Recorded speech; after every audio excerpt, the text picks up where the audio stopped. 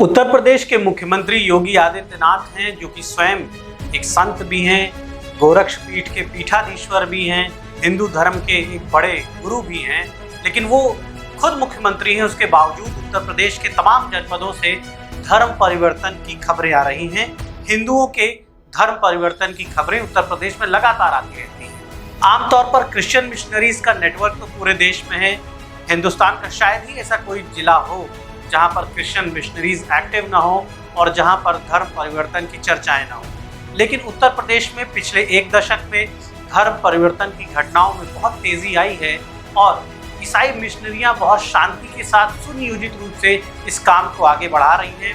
Christian स्कूलों के जरिए, अस्पतालों के जरिए लोगों को समझा बुझाकर, लोगों को कन्विंस करके और कई बार लोगों को लालच देकर, पैसे देकर, उन्हें राशन देकर, खासतौर पर जो गरीब वर्ग हैं, हिंदू समाज में जो गरीब लोग हैं, उन्हें प्रलोभन देकर धर्म परिवर्तन के आरोप भी लगते रहते हैं।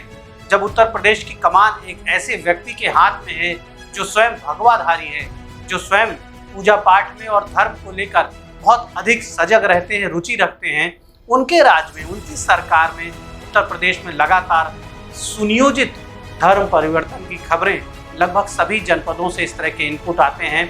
तो ज़रूर ये सोचने वाली बात है कि क्या बीजेपी की कथनी और करनी में फ़र्क है, या बीजेपी के नेता कैमरे के सामने जिस तरह से दिखाई पड़ते हैं वो असल में उनकी नीतियां उस तरह की नहीं हैं। फिलहाल अमेठी से एक बड़ा मामला सामने आया है जिसकी वजह से वहां पर हिंसा हो गई है और आधा दर्जन लोग घायल भी हो गए हैं। अमेठी जनपद के जामो इलाके से ये खबर आई है, जहां पर ईसाई मिशनरीज पर यह आरोप लगा है कि वो सुनियोजित रूप से गांव में जाते थे और वहां पर एक महिला के घर में उन्होंने अपना ठिकाना बना लिया था।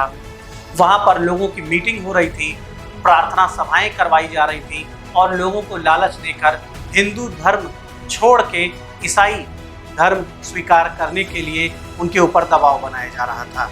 इस मामले की चर्चा जब गांव में हुई तो गांव के बहुत से लोगों ने वहां पर जाकर विरोध किया, जिसके बाद आरोप है कि मिशनरीज जो थे, जो क्रिश्चियन मिशनरीज थे, उन्होंने गांव के लोगों पर हमला कर दिया।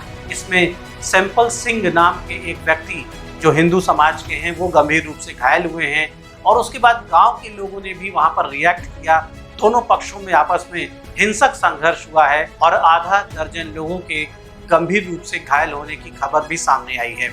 उत्तर प्रदेश में योगी राज में इस तरह की बातें अगर आती हैं सामने तो निश्चित तौर पर योगी आदित्यनाथ ही नहीं बल्कि उनकी पूरी सरकार, पूरे सिस्टम की कार्यशैली पर सवाल खड़े होते हैं।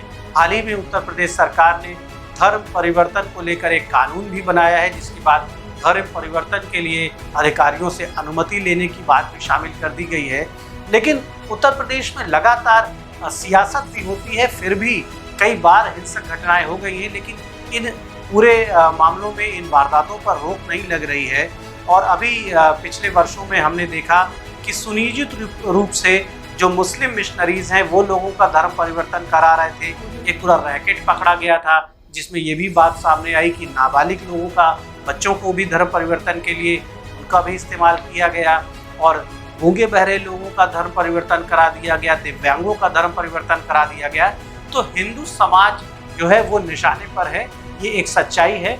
और उत्तर प्रदेश ही नहीं, देश के अलग अलग हिस्सों में भी धर्म परिवर्तन के मामले सामने आते रहते हैं और ये एक बड़ा सवाल है बीजेपी के नेताओं के लिए, ये बड़ा सवाल है बीजेपी की सरकारों के लिए, चाहे केंद्र की सरकार हो या फिर राज्य की सरकार हो। साथ ही साथ एक बड़ा सवाल उन धर्म गुरुओं के सामने भी है जो हिंदू धर्म के धर्म गुरु हैं, आचार्य हैं, शंकराचार्य हैं, बड़े बड़े मठाधीश हैं, बहुत से जो प्रभावशाली लोग हैं जो खुद को हिंदू नेता बताते हैं। आखिर क्यों वो हिंदू समाज को जोड़ कर रखने में विफल हो रहे हैं? आखिर क्यों लोग अन्य धर्मों में पलायित हो रहे हैं?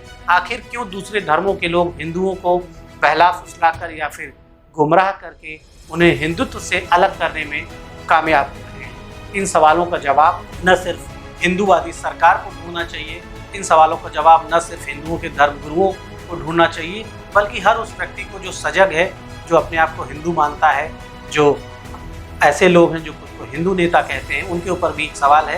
कहीं ना कहीं समाज कमज़ोर हो रहा है। ऊपरी तौर पर राजनीतिक चेतना भले आ गई है और राजनीतिक चेतना की वजह से आप सत्ता में भले हिंदूवादी चेहरे दिखाई पड़ रहे हैं, लेकिन धरातल पर स्थितियाँ अभी भी गंभीर हैं। धरातल पर गरीबों के बीच में काम करने की ज़रूरत है। लोगों को सही दिशा दिखाने की ज़रूरत है। सभी धर्मों के ज़्यादातर जो टीचिंग्स एक जैसी हैं, लेकिन एक गिरोहबंदी और गोलबंदी का भी खेल चल रहा है। पूरे विश्व में अपनी संख्या बढ़ाने का भी एक अभियान चल रहा है और कहीं ना कहीं इसके शिकार सबसे ज़्यादा हिंदू ही हो रहे हैं।